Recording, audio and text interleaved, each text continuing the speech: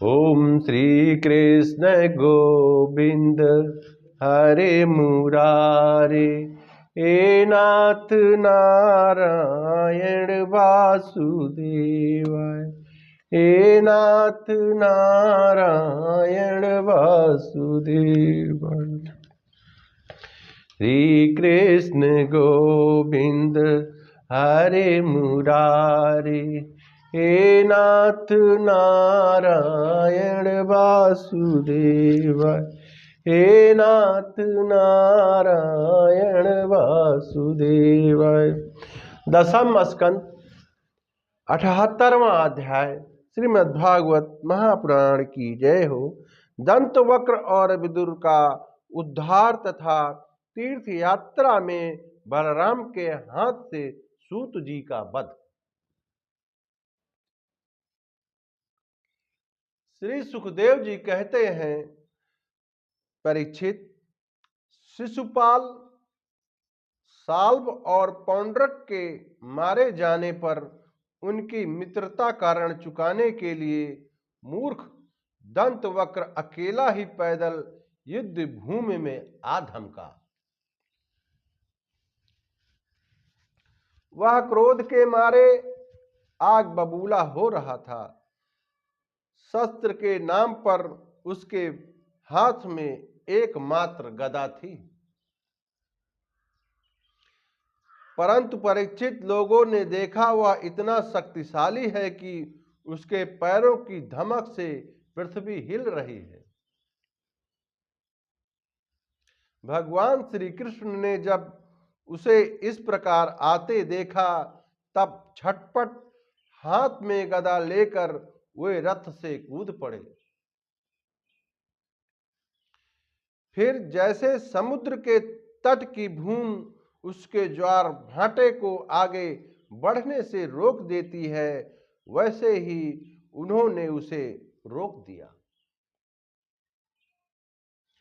घमंड के नशे में चूर करुष नरेश दंत वक्र ने गदा तानकर भगवान श्री कृष्ण ने कहा, बड़े सौभाग्य और आनंद की बात है कि आज तुम मेरी आंखों के सामने पड़ गए। कृष्ण, तुम मेरे मामा के लड़के हो, इसलिए तुम्हें मारना तो नहीं चाहिए, परंतु एक तो तुमने मेरे मित्र को मार डाला और दूसरे मुझे भी मारना चाहते हो। इसलिए मतिमंद, आज मैं तुम्हें अपनी वज्र कर्कश गदा से चूर चूर कर डालूंगा। मूर्ख, वैसे तो तुम मेरे संबंधी हो, फिर भी हो शत्रु ही। जैसे अपने ही शरीर में रहने वाला कोई रोग हो। मैं अपने मित्रों से बड़ा प्रेम करता हूं,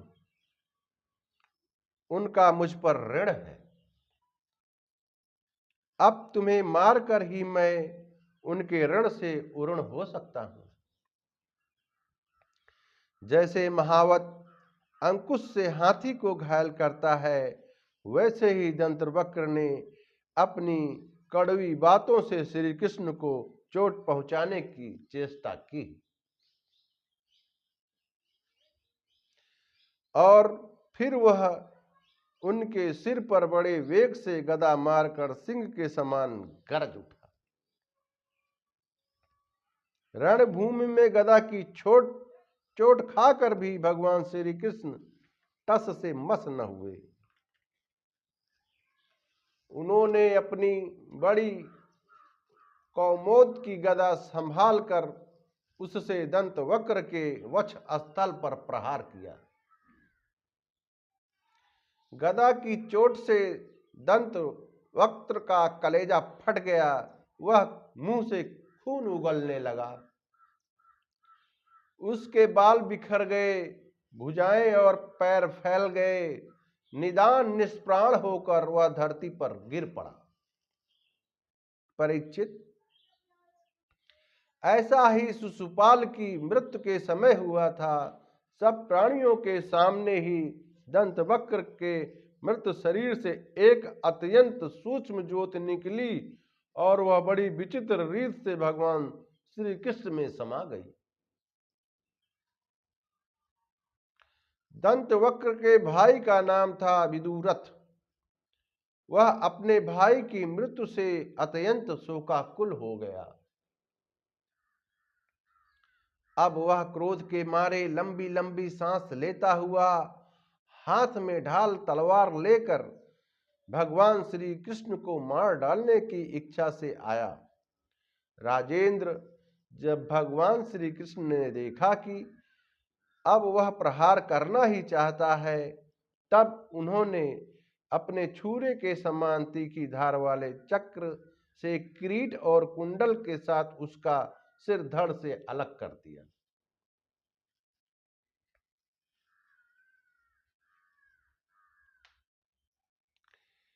इस प्रकार भगवान श्री कृष्ण ने साल्व और विमान सोम, दंतवक्त्र और विदुरथ को, जिन्हें मारना दूसरों के लिए अशक्य था, मारकर द्वारिकापुरी में प्रवेश किया।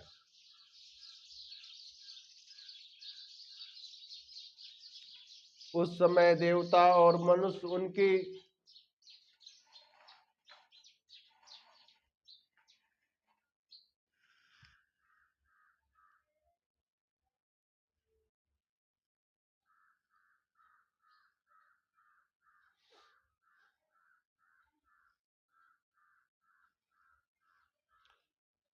स्तुति कर रहे थे।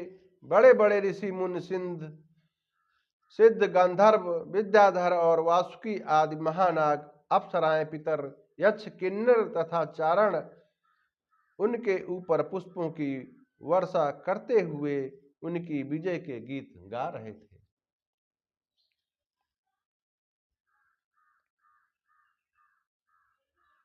भगवान के प्रवेश के अवसर पर पूरी खूब सजा दी गई थी और बड़े बड़े वृष्टिवंशी यादव वीर उनके पीछे पीछे चल रहे थे। योगेश्वर एवं योगीश्वर भगवान श्री कृष्ण इसी प्रकार अनेकों खेल खेलते रहते हैं।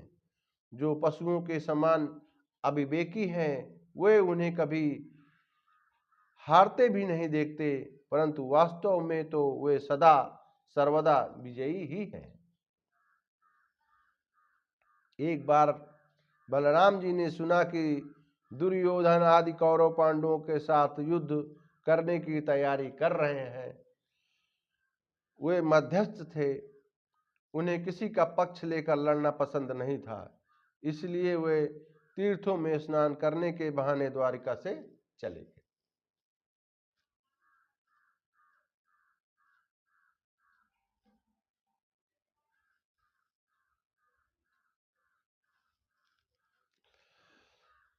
वहां से चलकर उन्होंने प्रभास क्षेत्र में स्नान किया और तर्पण तथा ब्राह्मण भोजन के द्वारा देवता, ऋषि, पितर और मनुष्यों को तृप्त किया। इसके बाद वे कुछ ब्राह्मणों के साथ जिधर से सरस्वती नदी आ रही थी उधर ही चल पड़े। वे क्रमशः प्रतुदक, बिंदुसर, त्रितकूप, सुदर्शन तीर्थ, विशाल तीर्थ, ब्रह्म तीर्थ, चक्र तीर्थ और पूर्ववाहिनी सरस्वती आदि तीर्थों में गए। परीक्षित तदनंतर यमुना तट और गंगा तट तक प्रधान प्रधान तीर्थों के होते हुए नौमी शरण क्षेत्र में गए। उन दिनों नौमी शरण क्षेत्र में बड़े बड़े ऋषि सत्संग स्वरूप महान सत्र कर रहे थे। दीर्घ काल तक सत्संग सत्र का नियम लेकर बैठे हुए ऋषियों ने बलराम को आया देख अपने अपने आसनों से उठकर उनका स्वागत सत्कार किया और यथा योग प्रणाम आशीर्वाद करके उनकी पूजा की। वे अपने साथियों के साथ आसन ग्रहण करके बैठ गए और उनकी अर्चा पूजा हो चुकी। तब उन्होंने देखा कि भगवान व्यास के शिष्य रोमहर्षण व्यास गद्दी पर बैठे हुए हैं बलराम जी ने देखा कि रोमहर्षण जी सूत जाति में उत्पन्न होने पर भी उन श्रेष्ठ ब्राह्मणों से ऊंचे आसन पर बैठे हुए हैं और उनके आने पर ना तो उठकर स्वागत करते हैं और ना हाथ जोड़कर प्रणाम। इस पर बलराम जी को क्रोध आ गया। वे कहने लगे कि यह रोमहर्षण प्रतिलोम जात का होने पर भी इन श्रेष्ठ ब्राह्मणों से तथा धर्म के रक्षक हम लोगों से ऊपर बैठा हुआ है, इसलिए यह दुर्बुद्धि मृत्युदंड का पात्र है। भगवान व्यासदेव शिष्य होकर इसने इतिहास, पुराण, धर्मशास्त्र आदि बहुत से शास्त्रों का अध्ययन भी किया है, परंतु अभी इसका अपने मन पर संयम नहीं है। यह विनयी नहीं, उदंड है। इस अजितमात्मा ने झूठ मूठ अपने को बहुत बड़ा पंडित मान रखा है। जैसे नट की सारी चेष्टाएं अभिनय मात्र होती हैं, वैसे ही इसका सारा अध्ययन स्वांग के लिए है।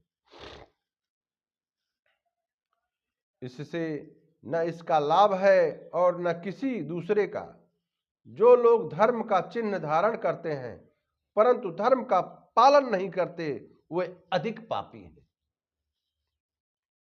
और वे मेरे लिए वध करने योग्य हैं। इस जगत में इसलिए मैंने अवतार धारण किया है। भगवान बलराम यद्यपि तीर्थ यात्रा के कारण दुष्टों के वध से ही अलग हो गए थे, फिर भी इतना कहकर उन्होंने अपने हाथ में स्थित कुश की नोक से उन पर प्रहार कर दिया और वे तुरंत मर गए। होनहार ही ऐसी थी। सूत के मरते ही सब ऋषि मुनि हाय हाय करने लगे, सबके चित्त खिन्न हो गए। उन्होंने देवादिदेव भगवान बलराम से कहा, प्रभु आपने यह बहुत बड़ा अधर्म किया। यदि वंश शिरोमणि सूत जी को हम ही लोगों ने ब्राह्मणोचित आसन पर बैठाया था और जब तक हमारा यह सत्र समाप्त न हो तब तक के लिए उन्हें शारीरिक कष्ट से रहित आयु भी दे दी थी। आपने अनजान में यह ऐसा काम कर दिया जो ब्रह्म हत्या के समान है। हम लोग यह मानते हैं कि आप योगेश्वर हैं, वेद भी आप पर शासन नहीं कर सकता।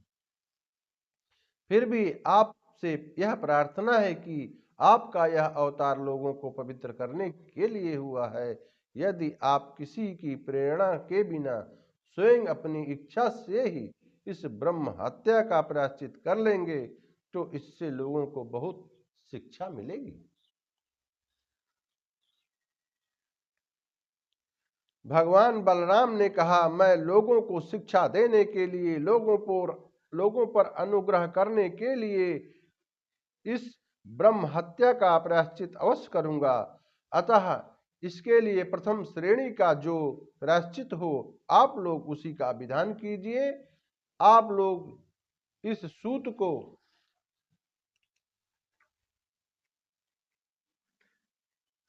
लंबी आयु, बल, इंद्रिय शक्ति आज जो कुछ भी देना चाहते हो मुझे बतला दीजिए।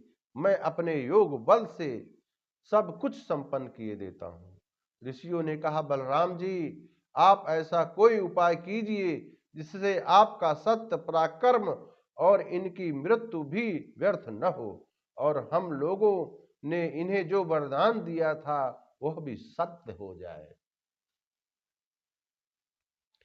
भगवान बलराम ने कहा, ऋषियों वेदों का ऐसा कहना है कि आत्मा ही पुत्र के रूप में उत्पन्न होता है, इसलिए रोमहर्षण के स्थान पर उनका पुत्र आप लोगों को पुराणों की कथा सुनाएगा।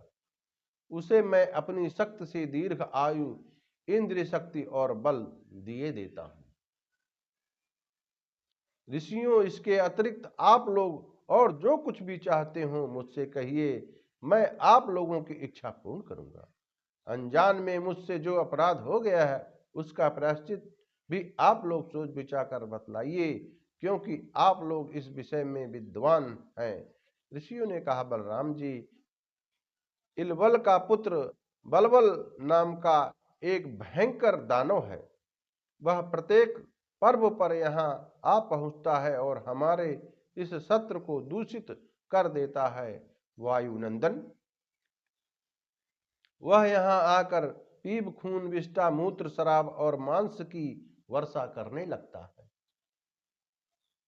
आप उस पापी को मार डालिए, हम लोगों की यह बहुत बड़ी सेवा होगी। इसके बाद आप एकाग्र चित्त से तीर्थों में स्नान करते हुए 12 महीनों तक भारतवर्ष की परिक्रमा करते हुए विचरण कीजिए। इससे आपकी शुद्धि हो जाएगी। ओम श्री कृष्ण गोविंद हरे मुरारी, हे नाथ नारायण वासुदेवाय। ओम कृष्णाय वासुदेवाय, हरे परमात्मने प्रणतः क्लेशनाशाय गोविंदाय नमो नमः। जय हो बांके बिहारी लाल की जय हो।